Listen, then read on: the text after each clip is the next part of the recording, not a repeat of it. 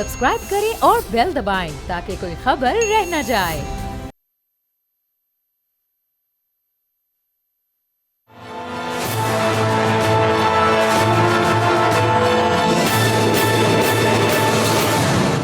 अस्सलाम वालेकुम, मैं हूं बाब जहांगीर। आप देख रहे हैं प्रोग्राम तज्जिया। इलेक्शन की डेट अनाउंस हुई और उसके बाद फौरी तौर पर ही बड़ी सियासी जमातें मुतारिक हो चुकी हैं। पहला बड़ा इंतखाबी इत्तेहाद सामने आ चुका है और मुस्लिम लीग नवाज़ और MQM का जो अलायंस हुआ है उसमें बात यहाँ तक पहुँच गई कि मरीम नवाज़ को कराची से इलेक्शन लड़ने की दावत भी दे दी गई और ये तक कहा गया कि उनकी इलेक्शन कैंपेन यहाँ पर MQM पाकिस्तान रन करेगी। अब ये इंतखाबी इत्तेहाद बनाने की ज़रूरत क्यों पेश आई?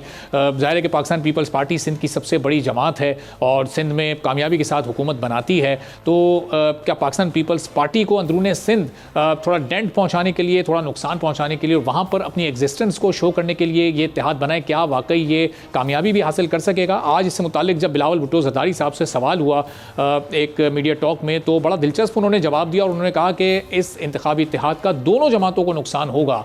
MQM पाकिस्तान को भी इसका नुकसान होगा और साथ साथ मियां नवाज शरीफ की जमात यानी नून लीग को भी इसका नुकसान उठाना पड़ेगा।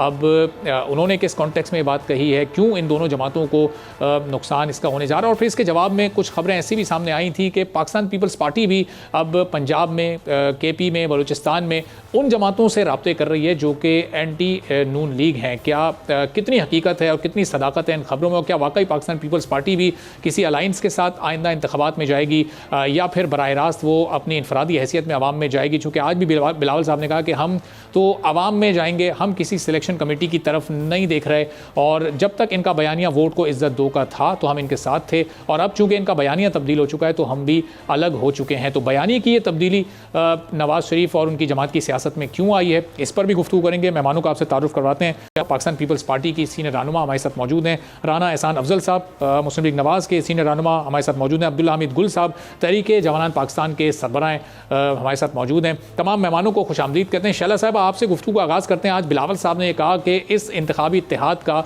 नुकसान होगा दोनों जमातों को, तो ये किस तरह से नुकसान होगा? क्या इस पर आप रोशनी डालेंगी? दो जमातें मिलकर तो ज़्यादा वोट हासिल कर सकती हैं, सीट एडजस्टमेंट के साथ कामयाबी के इम्कानात बढ़ जाते हैं, तो फिर बिलावल साहब को ये नुकसान क्यों नज़र आ रहा है?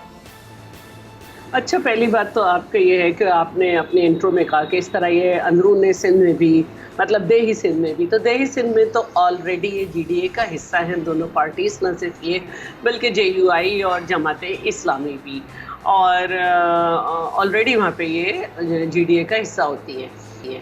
और कराची में जो है MQM और हैदराबाद के शहरी इलाकों के लिए ये इत्तेहाद किया गया है और देखिए बड़ी संजीदा बात है और इसको बहुत संजीदा पैराए में लेना चाहिए कि ऑलरेडी ये देही सिंध में एक बड़ा इत्तेहाद है GDA में, जिसमें MQM वगैरह सब हैं।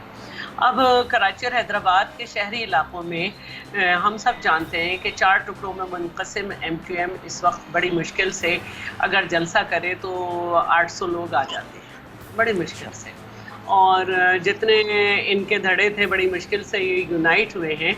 और जो एक MQM थी इनके डिवाइड होने से पहले, वो अब वोट इनको नहीं डलता और उस MQM के सीने पे 3 दफ़ा ऑपरेशन के ज़ख्म हैं जो PMLN की तरफ से दिए गए। और इसके साथ साथ मुझे अच्छी तरह याद है दहशतगर्दी के लिए MQM ने कहा था कि फ़ौजी ऑपरेशन होना चाहिए और फिर नवाज शरीफ साहब कराची आए, और जब कराची आए तो सब लोग खामोश हो गए जबकि फ़ौजी ऑपरेशन मांग रहे थे। यही कहा गया कि ऑलरेडी जो पैरामिलिट्री रेंजर्स का जो ऑपरेशन है उसे वसी किया जाए, और उसमें ये बात की गई कि भाई नवाज PMLN जो है एज फेडरल गवर्नमेंट वो पुलिस को वेल इक्विप्ड करेगी और वगैरह वगैरह वगैरह, लॉजिस्टिक सपोर्ट देगी। लेकिन फिर ऐसा नहीं हुआ। कप्तान उसके CM सिंध थे और उन्होंने ही उसको बढ़ाया।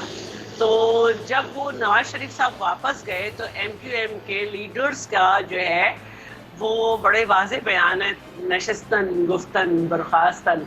तो मैं यही पूछना चाह रही हूँ कि इससे क्या फ़ायदा होगा? देही सिंध में अगर कोई सपोर्ट होगी भी तो जिस तरह जो रवैया रहा है MQM का वो इनको वोट नहीं पड़ेगा। اور شہری سندھ میں ایم کیو ایم کی حالت اب خود ایسی ہے کہ انہیں پی ایم ایل این کی سپورٹ ہے. تو سوال وہی ہے کہ ہمارے اوپر تو مصیبت بہت تھی اور بھٹو صاحب کے بعد سے ہمارا کبھی پنجاب میں ہماری گورنمنٹ نہیں بنی, لیکن سندھ میں نیشنل اسمبلی میں اور پروونشل اسمبلی میں 15 سال میں کیا صورتحال ہے جب سے پیپلز پارٹی کی گورنمنٹ ہے اس میں پی ایم ایل این کی, اور جو اس وقت پی ایم ایل این کے اندر معاملات ہوئے ہیں, جو آرگنائزیشن سیٹ اپ آیا ہے, اس سے الگ پی ایم ایل این کو بڑا مسئلہ رہے گا سندھ میں, کیونکہ سندھ میں بہت سینئر لوگ ہیں جنہوں نے جو اس انتظار میں تھے کہ وہ نئی آرگنائزیشن کی طرف میں ان کو لیا جائے گا. تو دونوں ہی کو میں نہیں سمجھتی کہ دیہی سندھ میں تو ایسا کوئی فائدہ نہیں ہونے والا, لیکن کراچی میں بھی اب بہت چینج ہو گیا ہے سب کچھ. تو شعلہ صاحب, لیکن اب یہ بلاول صاحب نے جو کہا کہ دونوں کو نقصان ہوگا, اگر فائدہ نہیں ہوتا تو نقصان تو دونوں کا کوئی نہیں ہے. یہ کتنا فرق پاکستان پیپلز پارٹی کو پہنچا سکیں گے؟ یہ 19-20 کا فرق ہوگا یا یہ کوئی ایسا فرق ہوگا کہ ہم اس کو کہہ سکتے ہیں کہ بڑا کوئی فرق نہیں ہوگا, کوئی بھی فرق نہیں ہوگا, کوئی بھی فرق نہیں ہوگا. اچھا, تو رانا احسان صاحب, جب یہ کوئی فرق ہی نہیں پڑنا پاکستان پیپلز پارٹی کو اس اتحاد سے, تو یہ بنانے کا پھر مقصد کیا ہے؟ آپ دونوں جماعتوں کا جو ایک ماضی ہے وہ کتنا تلخ رہا ہے یہ ہمارے سامنے ہے. پی ڈی ایم میں بھلے آپ لوگوں نے ابھی 16 ماہ ایک ساتھ ٹائم گزارا اور یہ اتحاد اسی وقت طے ہو گیا تھا جو کل پریس ٹاک میں بھی بتایا گیا کہ جب پی ڈی ایم کا اتحاد بنا تھا, تو آخر یہ اتحاد بنانے کی ضرورت کیوں پیش آئی؟ پاکستان پیپلز پارٹی چونکہ سندھ کی سب سے بڑی جماعت ہے, وہاں پر اس کا مقابلہ کرنا ہے, یہ بنیادی مقصد ہے. بسم اللہ الرحمن الرحیم. دیکھیں, اس کی بڑی لاجیکل وجوہات ہیں, وہ جو میں ابھی آپ کو ایکسپلین کرتا ہوں. نمبر 1, دیکھیں, ایم کیو ایم اور ہمارا وزارت عظمیٰ کا مقابلہ نہیں ہے. پیپلز پارٹی اور پی ایم ایل این کا وزارت عظمیٰ کا مقابلہ ہے. اگر یعنی کہ ہم کلیم کرتے ہیں کہ میاں نواز شریف انشاءاللہ چوتھی دفعہ وزیر اعظم بنیں گے, وہ بلاول صاحب کی بات کرتے ہیں, تو ایک یہ ہمارا کلیش نہیں بنتا الیکشنز کے اندر. دوسرا یہ ہے کہ کراچی کے اندر ہم نے 2018 میں تقریباً ہر حلقے میں جو ہے پی ایم ایل این کے کینڈیڈیٹ کھڑے ہوئے اور انہوں نے بہت سارے ووٹ لیے. کچھ حلقوں میں وہ نمبر 2 آئے, جس طرح میاں صاحب کا حلقہ تھا وہ فیصل واڈا صاحب سے 700 ووٹوں سے جو ہے ہارے. تو اس میں اگر آپ ایم کیو ایم کا ووٹ ڈال دیں تو وہ seat P M L N نکال لیتی ہے. اور اسی طرح کچھ سیٹیں کراچی کے اندر ایسی ہیں کہ جہاں آپ ایم کیو ایم کا جو کینڈیڈیٹ ہے وہ نمبر 2 آیا اور اس میں پی ایم ایل این کے ووٹ ڈال دیں تو وہ نمبر 1 ہو جاتے ہیں. تو اس کا مطلب ہے کہ ہمارے پاس اگر آپ کراچی کی سٹڈی کریں الیکشن کے نتائج کو دیکھ کے, تو کچھ ایسے حلقے ہیں جہاں P M L N strong ہے اور ایم کیو ایم اگر مل جاتی ہے تو P M L N number 1 پہ آ جاتی ہے, اور کچھ ایسے حلقے ہیں جہاں P M L N weak ہے اور ایم کیو ایم اسٹرانگ ہے, وہاں ایم کیو ایم کو فائدہ ہو جاتا ہے. تو اس الائنس سے دونوں جماعتیں جو ہیں وہ گین کرتی ہیں. تو یہ اس کا اور وجہ دیکھیں, یہ کہنا کہ ہمارا بڑا تلخ ماضی ہے ایک دوسرے کے ساتھ, ہوگا, میں اس کو ڈینائی نہیں کرتا, لیکن پچھلے 16 مہینے ہم نے ایک کولیشن حکومت گزاری, مل کے گزاری, اور اس کے اندر بلکہ جو ان کا معاہدہ تھا ایم کیو ایم اور پیپلز پارٹی کا, جب بھی کوئی مسئلہ بنتا تھا تو ایم کیو ایم ہمارے پاس ہی آتی تھی کہ پیپلز پارٹی سے بات چیت کی جائے اور جو معاہدہ ہے اس کو پورا کیا جائے, جو بھی کولیشن بنانے کے لیے جو معاہدہ ان کا آپس میں ہوا تھا. تو یہ بیک گراؤنڈ ہے. پنجاب کے اندر نہ وہ ہمارے ووٹ کاٹتے ہیں نہ وہ وہاں موجود ہیں, ادھر ہم سندھ کے اندر ایک دوسرے کو کمپلیمنٹ کرتے ہیں. تو یہ میوچلی بینیفیشل, یہ وجہ ہے. پیپلز پارٹی کو کارنر کرنا یا اس کو سائڈ پہ کرنا یا ادھر سے کوئی چیز چھیننا, یہ بالکل مقصد نہیں ہے. مقصد ہر پارٹی کی کوشش ہے کہ وہ ہر صوبے سے میکسیمم نمبر آف سیٹس نکالیں اور ایک میجورٹی حکومت جو ہے وہ بنا سکیں اور ملک کے مسائل حل کر سکیں. جتنی اسٹرینتھن ہوگی گورنمنٹ میجورٹی کے ساتھ آئے گی, اتنا ان کے لیے آسان ہوگا اپنے ایجنڈے کو نافذ کرنا. تو ان بنیادوں کے اوپر یہ جو ہے وہ معاہدہ کیا گیا. تو باقی ہم تو اس کو اس نظر سے دیکھتے ہیں. جی اچھا, تو شیلا صاحبہ بھی اس پر کچھ کہنا چاہنی تھی, میں اس سے پہلے ان کی طرف جاؤں ذرا. میں یہ جو آپ کہہ رہے ہیں کہ جی اچھا کہہ رہے ہیں, اگر ان کا ٹارگیٹ یہ بھی ہونا کہ ہم نے فلاں پارٹی کو ہرانا ہے یا کچھ کرنا ہے, تو یہ کوئی بری بات نہیں ہے. ٹھیک ہے, یہ کوئی ایسی بات نہیں ہے کہ اگر وہ ہمیں نقصان پہنچانا چاہتے ہیں, زیادہ سیٹیں لینا چاہتے ہیں. یہ تو ٹارگٹ ہے نا ہر پارٹی کا کہ بھائی وہ زیادہ سے زیادہ سیٹ لے, یہ ہمیں کوئی مسئلہ نہیں ہے. لیکن چونکہ ایک سیاسی تجزیہ ہو رہا ہے تو اس پہ یہ بات کی گئی ہے. جب ہم نے موشن آف نو کانفیڈنس پیش کی اور ایم کیو ایم کو ہم نے پی ٹی آئی کیمپ سے نکالا حکومتی, تو وہ آ تو گئے تھے, مجھے نہیں معلوم کہ 1.5 سال اس وقت بھی ان کی ہو گئی تھی, لیکن وہ بار بار ضمانت زرداری صاحب سے مانگ رہے تھے. اچھا, تو مجھے نہیں, کیونکہ سندھ گورنمنٹ میں تو انہوں نے کوئی حصہ نہیں لیا. اچھا, جبکہ رانا احسان صاحب یہ کہہ رہے ہیں کہ جب پاکستان پیپلز پارٹی ان سے کیے ہوئے وعدے پورے نہیں کرتی تھی تو پھر وہ پی ایم ایل این کے پاس ہمارے ساتھ تو نہیں. جب ایم کیو ایم ہر اس پارٹی کا حصہ بنتی ہے فیڈرل میں, جس کی فیڈرل میں گورنمنٹ ہوتی ہے, تو جب پی ٹی آئی سے وہ ان کو بہت شکایتیں تھیں کہ ان کی سیٹیں پی ٹی آئی کو دی گئی, لیکن وہ پی ٹی آئی کے ساتھ گورنمنٹ میں تھے. تو جب موشن آف نو کانفیڈنس پیش کی گئی اور زرداری صاحب نے ہی ساری پارٹیز سے بات کی تھی نا, میاں نواز شریف تو یہاں تھے نہیں, اور زرداری صاحب سے ہی سب سے بات کی تھی. تو کچھ معاملات تھے جس پہ وہ 2 دفعہ ملے تھے کہ زرداری صاحب ضمانت دیں. تو مجھے نہیں معلوم کہ کیونکہ سندھ میں تو انہوں نے گورنمنٹ کا حصہ نہیں بنے, فیڈرل میں ہی بنے, تو وہ ضمانت کس چیز کی تھی, یہ بات سوچنے والی ہے. تو رانا صاحب آپ کو علم ہے وہ کس چیز کی ضمانت تھی کہ ضمانت وہ مانگ رہے تھے زرداری صاحب سے اور انتخابی اتحاد آپ کے ساتھ بنا لیا؟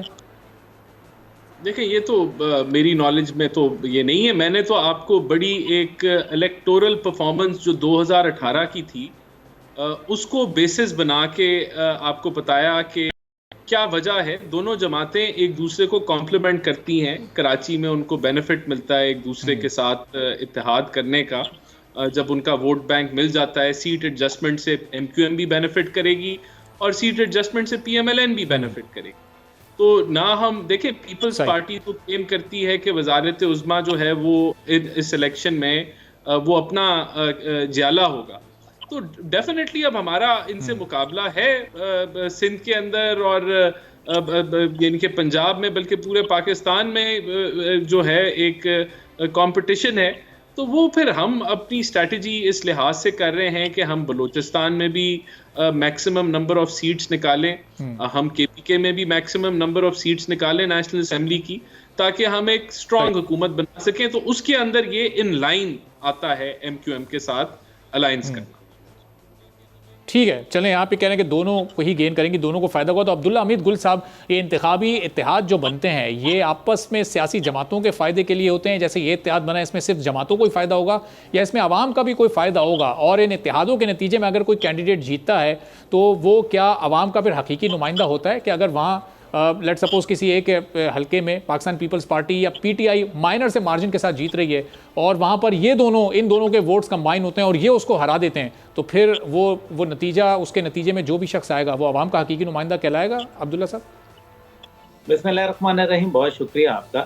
دیکھیں جہاں تک تعلق ہے کہ اس میں کس کا فائدہ ہوتا ہے, ظاہر ہے پارٹی کا تو فائدہ ہوتا ہی ہوتا ہے, انڈیویجولز کا بھی فائدہ ہوتا ہے, لیکن بہت ہی کم عوام کا فائدہ ہوتا ہے, کیونکہ عوام جو ہے وہ بڑی امیدوں لگا کے جو ہے بیٹھی ہوتی ہے. بنیادی طور پہ تو یہ آئیڈیالوجیز ہیں نا, نظریات ہیں.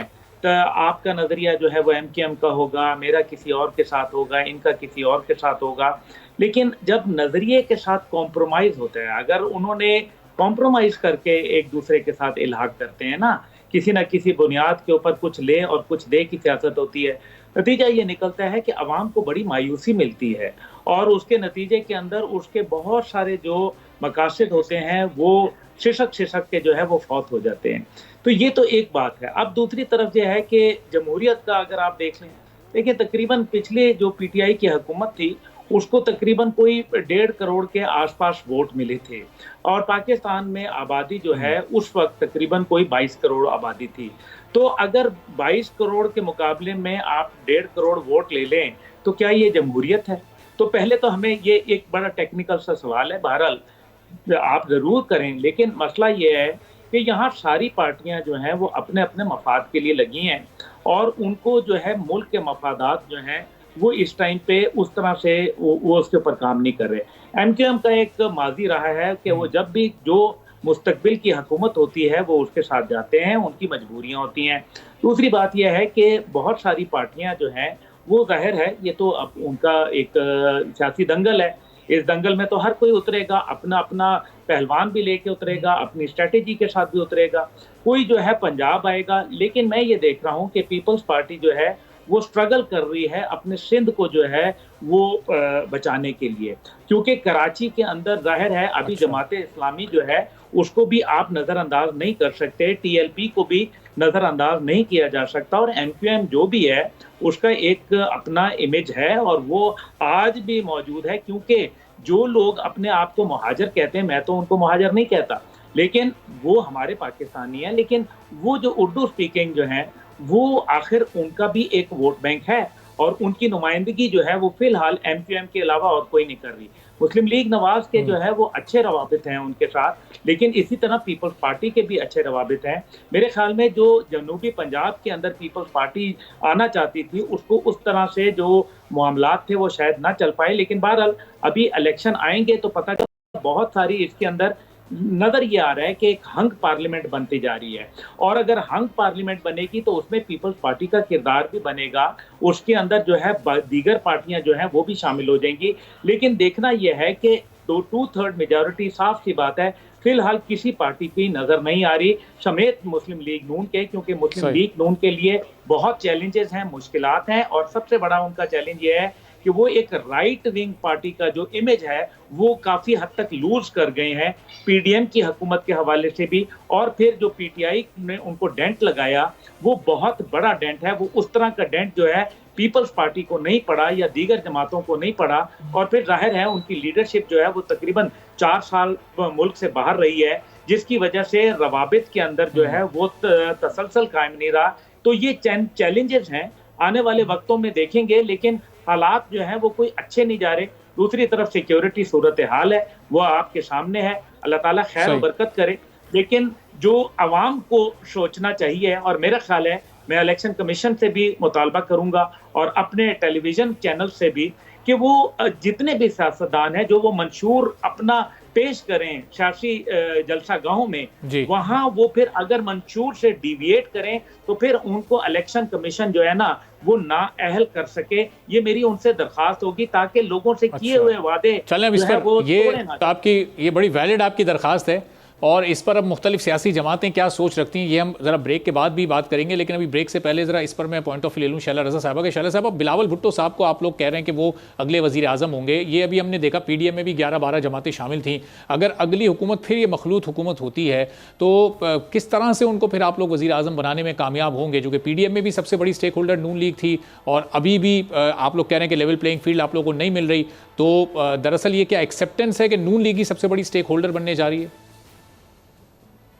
अभी बताती हूँ कि जैसे अभी मेयर का इलेक्शन था तो उसमें जमात इस्लामी, नून लीग और पीटीआई का मुश्तरका उम्मीदवार थे।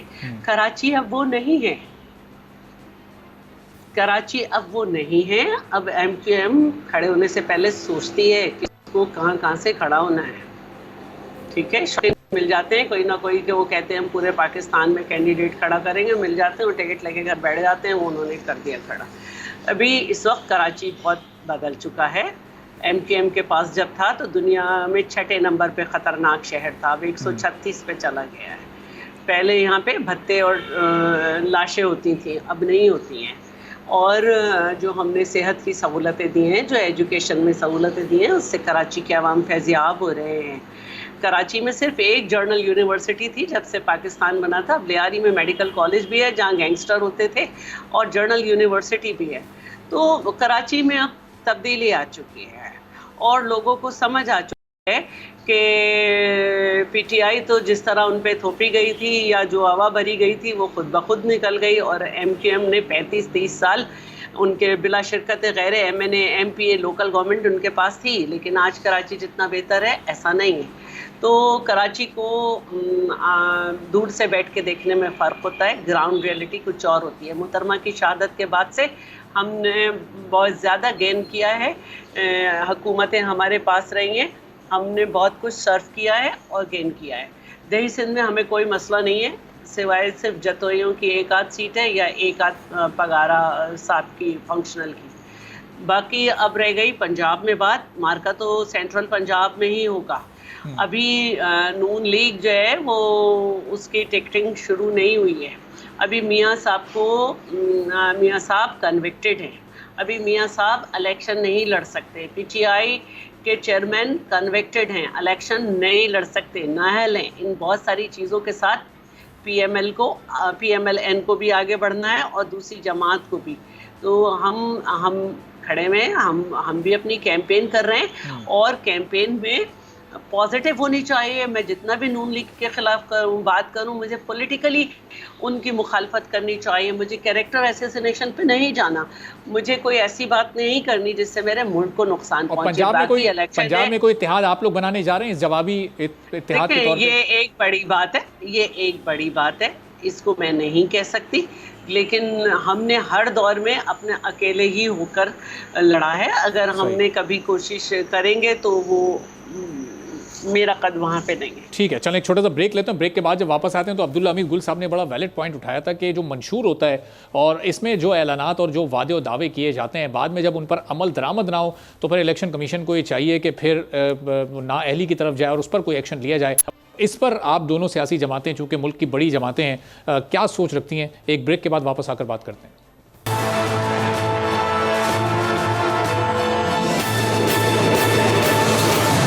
प्रोग्राम में एक बार फिर आपको खुशामदीद कहते हैं। और सियासी जमातों के मंशूर में बड़े बड़े दावे और वादे किए जाते हैं और आवाम को बड़े सब्ज़ बाग दिखाए जाते हैं, और फिर जब हुकूमत में सियासी जमातें आती हैं तो फिर उस मंशूर पर किस हद तक अमल दरामद होता है, ये अपनी जगह पर एक बहुत बड़ा सवाल के तौर पर मौजूद रहता है। और फिर वो तमाम तकारीर और वो तमाम जोशीले खिताबात वो माजी का किस्सा बन जाते हैं और उस पर अमल होता हमें बहुत ही कम दिखाई देता है। अब इस वक्त सूरत हाल ये है कि मंशूर की जो अहमियत है सियासी जमातों के, वो तो अपनी जगह पर, इस वक्त सियासी जमातें लेवल प्लेइंग फील्ड ना होने का इस वक्त बहुत एतराज़ कर रही हैं। और आज इस सिलसिले में सदर मुमलिकत की जानिब से ख़त भेजा गया है निगरान वज़ीर आज़म अनवारुल्लाह काकड़ साहब को, और उसमें उन्होंने बड़ा वाज़ेह मौक़िफ़ इख्तियार किया कि पाकिस्तान तहरीक इंसाफ को लेवल प्लेइंग फील्ड फराहम की जाए। और पाकिस्तान तहरीक इंसाफ के एक रहनुमा उमर अयूब साहब का लिखा हुआ ख़त भी सदर मुमलिकत ने निगरान वज़ीर आज़म को भेजा है। और साथ साथ पाकिस्तान पीपल्स पार्टी भी हर फोरम पर हमें ये और पूरे मुल्क को ये बता रही है कि उनको लेवल प्लेइंग फील्ड नहीं मिल रही है, लेकिन इसके बावजूद भी वो इलेक्शन में जाएंगे और इलेक्शन लड़ेंगे। तो अब लेवल प्लेइंग फील्ड की क्या इंपॉर्टेंस है और सदर साहब का जो इसमें एक किरदार है, अब उसको किस तरह से तमाम हमारे पार्टिसिपेंट्स देख रहे हैं, ज़रा इस पर भी गुफ्तगू करते हैं।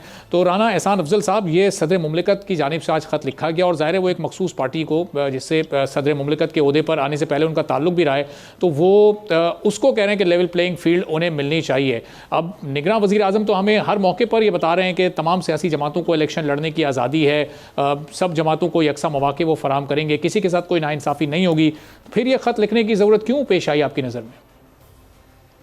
देखें, सबसे पहले तो जो प्रेसिडेंट आरिफ अलवी हैं वो बारहा ये दिखा चुके हैं कि वो एक न्यूट्रल प्रेसिडेंट नहीं है और एक जमात की नुमाइंदगी हर उनके फैसले और डिसीजन से नज़र आती है, उसकी झलक नज़र आती है। देखें, पीटीआई की लेवल प्लेइंग फील्ड की बात बार बार की जाती है। लेवल प्लेइंग फील्ड हर जमात को मिलनी चाहिए, लेकिन अगर एक जमात के पास जमहूरी रास्ता हो जहां वो चाहती तो नेशनल असेंबली में अपोजिशन करती, केपीके की हुकूमत चलाती, पंजाब की हुकूमत चलाती, और आज उसकी सियासत कहीं और होती अगर वो ये रास्ता, जमहूरी रास्ता अपनाती। उसने ये रास्ता नहीं अपनाया और उसने साइफर के ऊपर झूठा प्रोपेगेंडा, इम्पोर्टेड हुकूमत की झूठी साजिश, फिर मीर जाफ़र, मीर सादिक के नारे, नफ़रत के बीज बोए, और फिर एक उस नफ़रत जो फैलाई उन्होंने, उसकी वजह से 9 मई का वाक़या हुआ। तो पीटीआई आज अपने अमाल की वजह से जो है, जहां भी वो बैठी है, उसकी ये वजह है। उसकी ये वजह नहीं है कि पनामा में मियां नवाज शरीफ का नाम नहीं था और इकामा पे उनको रगड़ दिया गया और उनको एक साजिश के तहत निकाल दिया गया। ये साजिश जो है, ये पीटीआई ने अपने साथ खुद की है, ये खान साहब ने अपनी जमात के साथ की है। रास्ता उन्होंने गलत चुना, रियासत से टकराव लिया, और आज वो जो अदालती कार्रवाइयाँ हैं, जो मामलात हैं, वो भुगत रहे हैं। और देखें, ये भी बदकिस्मती है कि जो आदमी ये सब कुछ करने में मुलव्वस था, आज वो जेल में है, और वो उसके पास कोई ऐसा बंदा नहीं है कि जिसके हवाले वो पार्टी की लगामें करें और वो पार्टी को आगे लेके चले। वो आज भी पार्टी के सारे मामलात अपने पास लेके बैठा है। تو وہ خود ان حالات کا ذمہ دار ہے.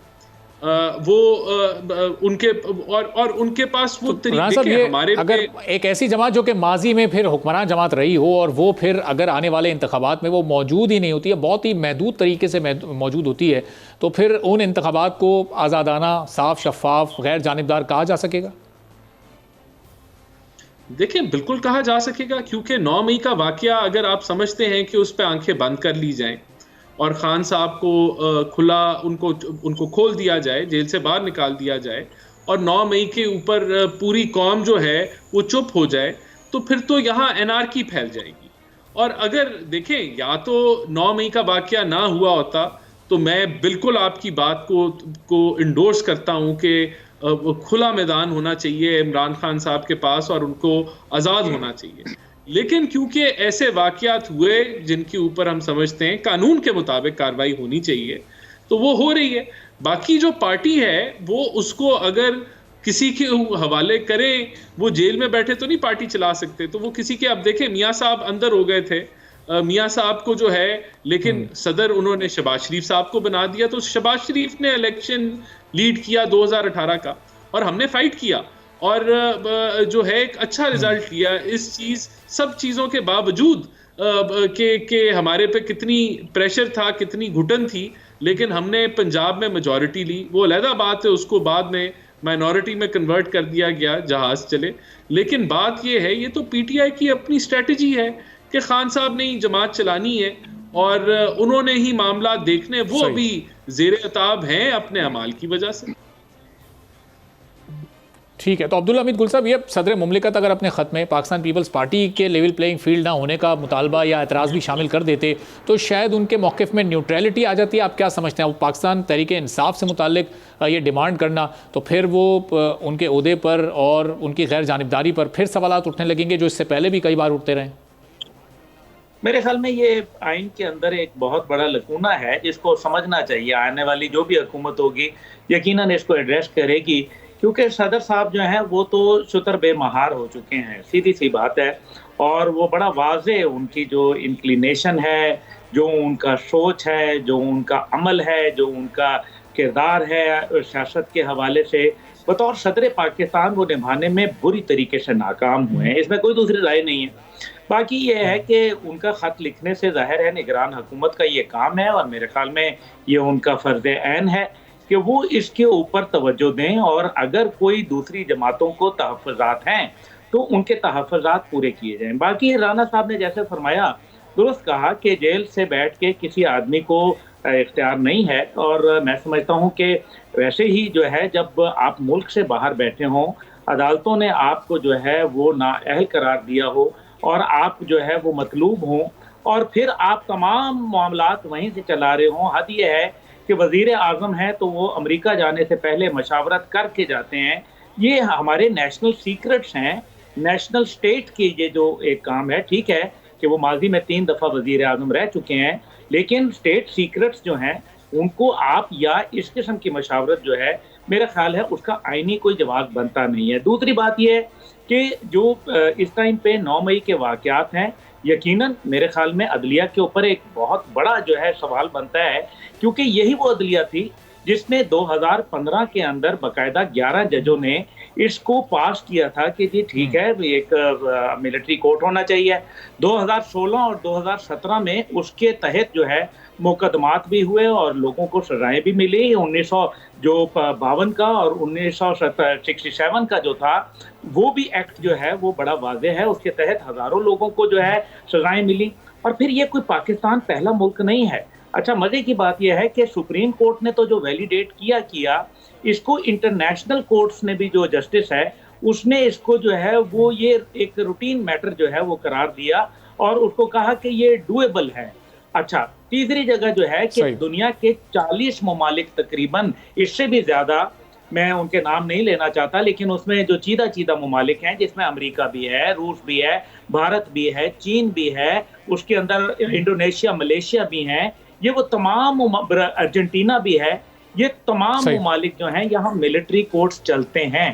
آج دیکھیں نا شہداء کے حوالے سے جو پریس کانفرنس ہوئی ہے اس کے اندر بڑا واضح پوچھا گیا صدر پاکستان کو کیا شہداء کے حوالے سے کوئی خط نہیں لکھنا چاہیے تھا؟ کیا ان کے خون کا حساب بطور صدر پاکستان، میرا خیال ہے کہ ان کو باپ کی حیثیت ہے، ان کی ذمہ داری بنتی ہے کہ وہ اس کے اوپر جواب دیں، لیکن کوئی جواب نہیں دینے کے لیے تیار۔ دیکھتے ہیں اب کہ آنے والے دنوں میں وہ خط لکھتے ہیں نہیں لکھتے۔ اب منڈے تک جب پٹیشن فائل ہوگی اس سلسلے میں تو اس کے بعد کیا صدر مملکت کوئی اپنا کردار ادا کرتے ہیں نہیں۔ اب شیلا صاحبہ، یہ صدر مملکت نے خط میں سے پاکستان تحریک انصاف کا ذکر کیا، تو آپ لوگ بھی اپنا کیس صدر مملکت تک ہی پہنچائیں تاکہ وہ پھر نگراں حکومت تک پہنچائیں، چونکہ لیول پلینگ فیلڈ نہ ہونے کا اعتراض سب سے پہلے پاکستان پیپلز پارٹی نے اٹھایا تھا۔ اب آپ دونوں جماعتوں کے یعنی پی ٹی آئی اور آپ کے اعتراضات تو ایک جیسے ہیں، لیکن ظاہر ہے کہ کیسز کی نوعیت مختلف ہے۔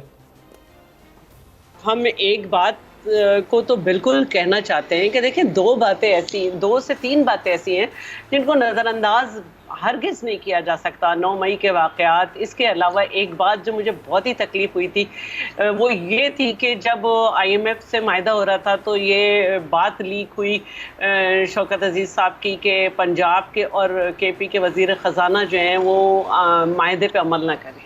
دیکھیں، یہ اسٹیٹ کی طرف سے بڑا ایک نیگیٹو میسج جا رہا تھا کہ ہمارے ہاں اس طرح بھی ہو سکتا ہے۔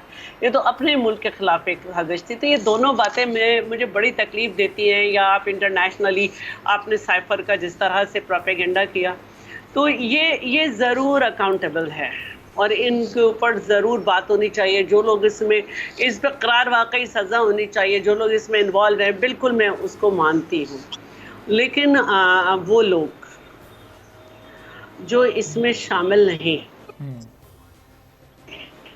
کہ ابھی تک ہم نے یہ نہیں دیکھا کہ پی ٹی آئی پہ کورٹ کی طرف سے پابندی آ گئی ہے، تو جو لوگ اس میں شامل نہیں ہیں اور پارٹی پہ پابندی نہیں آئی ہے اور ابھی تک پی ٹی آئی کے چیئرمین کو پی ٹی آئی کی صدارت سے بھی نہیں ہٹایا گیا ہے، تو اب وہ لوگ جو کہ 9 مئی میں بھی انوالو نہیں ہیں اور ان پہ کوئی مقدمے بھی نہیں ہیں، اگر وہ کوئی ایکٹیویٹی کرنا چاہ رہے ہیں تو اس کا اسٹیٹس ہمیں پتہ چلنا چاہیے کہ کیا ہونا چاہیے۔ دوسری بات جو ہے وہ میں یہ کہنا چاہوں گی کہ دیکھیں، انصاف صرف یہ نہیں ہوتا ہے کہ جنہوں نے میرے اوپر ظلم ڈھایا ہے اس کے لیے میں جسٹس مانگوں۔ انصاف یہ بھی ہوتا ہے کہ مجھے کوئی ایکسٹرا آرڈینری جو ہے نا وہ ریلیف نہیں ملنا چاہیے صحیح کسی بھی ادارے سے، اور ادارے کا ایک طریقہ کار ہوتا ہے۔ مثال کے طور پر شہید ذوالفقار علی بھٹو کے جو پھانسی ہے اسے جوڈیشل مرڈر کہا جاتا ہے۔ ہم نے ایک ریفرنس دائر کر رکھا ہے اور اس پہ سب یہاں تک پہنچ چکے تھے کہ سمجھ آ رہا تھا، لیکن اس کو نہیں سنا جاتا ہے۔ اسی طرح جو زرداری صاحب ہیں ان کو بغیر کسی سزا کے 11.5 سال جیل میں رکھا جاتا ہے مقدمے چلنے کے دوران، لیکن شرجیل انعام میمن جب آتے ہیں تو ان کو ایئرپورٹ سے گرفتار کر لیا جاتا ہے۔ اب جو بھی ہے، جیسے بھی مقدمے ہیں، جو بھی ہے، اس میں میاں صاحب کنوکٹڈ تو ہیں نا، ان کو پولیس کے پاس سرنڈر کرنا چاہیے تھا، لیکن انہیں ایک بیل مل جاتی ہے۔ تو بالکل یہی چیزیں ہم نے ماضی میں دیکھی ہیں۔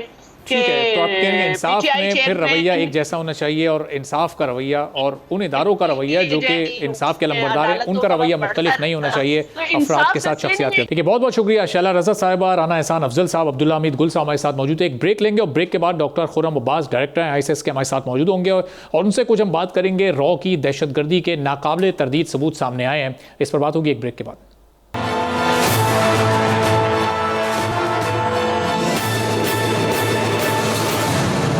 پروگرام میں بار پھر آپ کو خوش آمدید کہیں گے۔ نریندر مودی کی حکومت اور اس کے زیر انتظام چلنے والی بدنام زمانہ ایجنسی رو کی دہشت گردی کے واقعات اب بڑھتے جا رہے ہیں اور اب اس کے باقاعدہ طور پر ثبوت بھی سامنے آنا شروع ہو گئے، اور اب یہ معاملہ صرف چند ملکوں میں نہیں بلکہ دنیا بھر میں پھیل چکا ہے، اور کئی ممالک میں بھارتی حکومت اور رو کی ملوث ہونے کے ایسے شواہد پائے جاتے ہیں جن کی تردید نہیں کی جا سکتی، جو ماضی میں بھی پاکستان میں ریسنٹ پاس میں پچھلے کچھ دنوں میں پے در پے واقعات دہشت گردی کے پیش آئے، اس کی خبریں نے فوری طور پر را کے اپنے آفیشیل سوشل میڈیا اکاؤنٹ سے یا پھر ان پلیٹ فارم سے جو کہ را کے زیر انتظام چلتے ہیں وہاں سے نشر کی گئیں، اس کی تفصیلات بیان کی گئیں، جو کہ اپنے اندر ایک بہت بڑا ثبوت ہے اور یہ بات ثابت کرتی ہے کہ کس طرح سے بھارتی ہاتھ ان تمام کارروائیوں میں ملوث رہا ہے اور کس طرح سے را کے تانے بانے ان دہشت گردوں سے جنہوں نے یہ کارروائیاں سر انجام دی ہیں اس سے جڑتے ہیں۔ اب اس پوری صورتحال پر ڈاکٹر خرم عباس صاحب ڈائریکٹر ہیں IAS سے گفتگو کرتے ہیں۔ ڈاکٹر صاحب بہت شکریہ پروگرام کے لیے، آپ نے وقت نکالا۔ اب یہ الزامات، یہ جو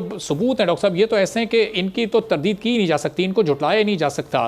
یہ اب ان ثبوتوں کے ساتھ کیا دنیا کی بڑی طاقتوں کو دکھایا جائے کہ یہ چہرہ تو اب ایکسپوز ہو چکا ہے، یہ صرف پاکستان کی حد تک تو یہ دہشت گردی نہیں ہو رہی، آپ قطر کے معاملات دیکھ لیں، آپ کینیڈا میں بھارت کی انٹرفیرنس دیکھ لیں اور وہاں کی تو حکومت کی جانب سے دو ٹوک انداز میں کہا گیا، تو اب کس بات کا انتظار کر رہی ہے دنیا؟ کیوں کٹ آف نہیں کیا جا رہا بھارت کو، کیوں بائیک آؤٹ نہیں کیا جا رہا؟ Well thank you so much for having me on the show. دیکھیں پچھلے ایک سال کے اندر اب ہم نے ریسنٹلی ایک ڈیٹا مرتب کیا ہے، اس کے مطابق 13 ایسے واقعات ہیں جس کے اندر ایکسٹرا جوڈیشل کلنگ میں بھارتی را یا اس کی BJP کی حکومت جو ہے وہ ڈائریکٹلی ملوث تھی، اور اس میں سب سے زیادہ جو افیکٹڈ کنٹری ہے وہ پاکستان ہے، جہاں پہ 4 ایسے واقعات پچھلے ایک سال کے اندر رپورٹ ہوئے ہیں۔ اوور آل اگر آپ دیکھیں تو جو ابھی آپ نے را کے پروپیگنڈا سیلز کی بھی بات کی، تو اس وقت ایک الیکشن ایئر کا سال شروع ہو چکا ہے، جو لوک سبھا کے اندر ایک الیکشن ہونے ہیں نیکسٹ ایئر۔ تو ایک فالس فلیگ آپریشنز کے لیے اس طرح کے کام 2 طرح کے ایشوز سامنے آ سکتے ہیں، ڈائمینشنز ہے اس کی۔ نمبر 1 یہ کہ ایک طرف فالس فلیگ آپریشن ہو سکتا ہے اور اس کے لیے ایک ذہن سازی کی جا رہی ہے پوری انٹرنیشنل کمیونٹی کی کہ پاکستان سے دراندازی ہو رہی ہے، اور اس طرح کے وہ سوشل میڈیا پہ پھر وہ فیک اکاؤنٹ کے تھرو اس کو پروپیگیٹ کیا جا رہا ہے۔ جبکہ دوسری طرف اپنے جو گھنونے جرائم انٹرنیشنلی جن میں ایکسپوز ہوا ہے انڈیا، ان کو بھی مد نظر رکھتے ہوئے اس کو سامنے چھپانے کی کوشش کر رہا ہے کہ کسی طریقے سے الزامات پاکستان کی طرف شفٹ کیے جا سکیں۔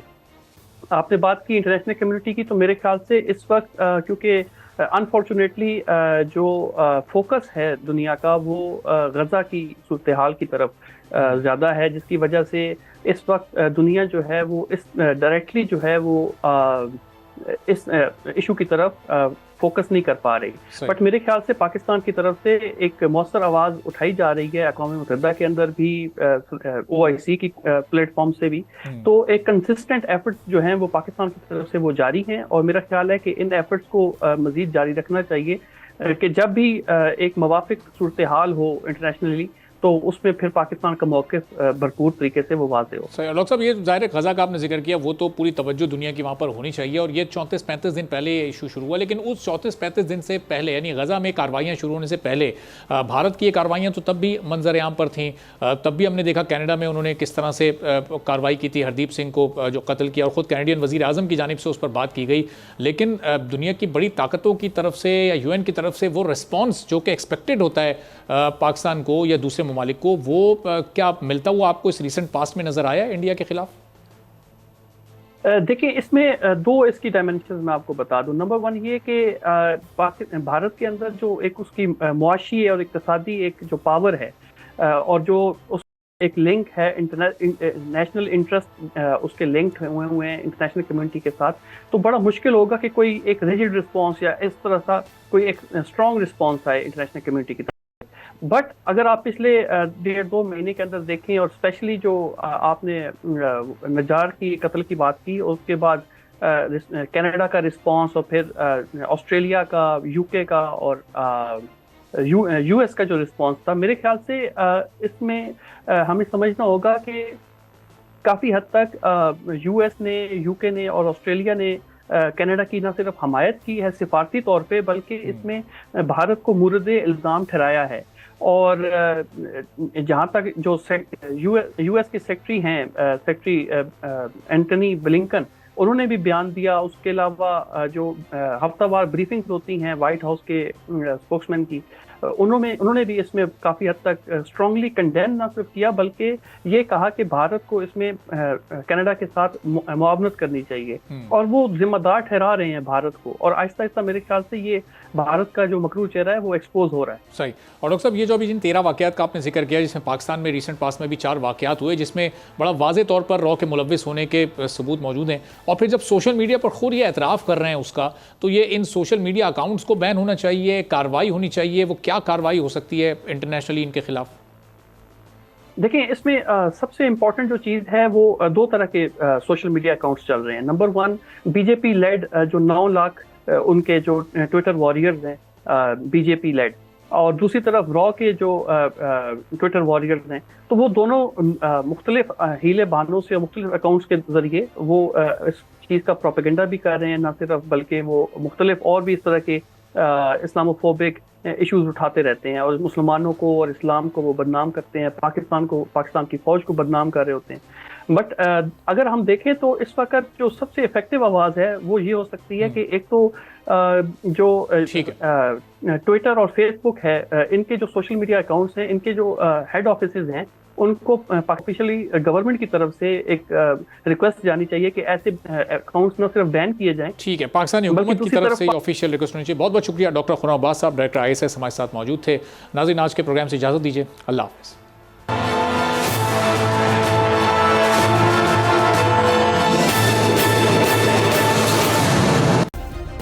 सब्सक्राइब करें और बेल दबाएं ताकि कोई खबर रह न जाए।